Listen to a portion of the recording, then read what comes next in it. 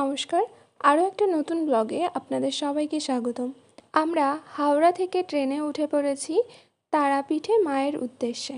ট্রেনের জানলা দিয়ে খুব সুন্দর দৃশ্য উপভোগ করা যাচ্ছিল। আর এখানে কোথাও আলু ওঠানো হচ্ছিল, কোথাও ধান চাষ হয়েছে, কোথাও বা গম চাষ। এই সমস্ত দৃশ্য উপভোগ করতে করতে সময়টা কোথাও তাড়াতাড়ি কেটে গেল।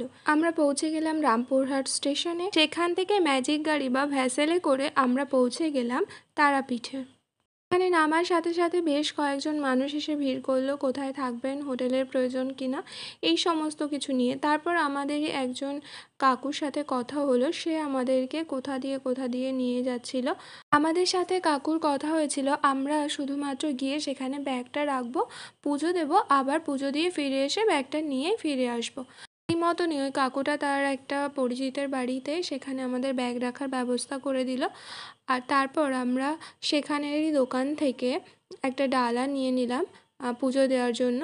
একটা নয়, এখানে আমাদের সবার ডালা ছিল, সেটা একটা ঝুড়িতে করে দিয়ে দিয়েছিল। তারপর আমরা সবাই মিলে দাঁড়িয়ে পড়লাম লাইনে। এখানে যেতে যেতে দেখছিলাম মায়ের বিভিন্ন রূপের খুব সুন্দরভাবে বর্ণনা দেওয়া আছে।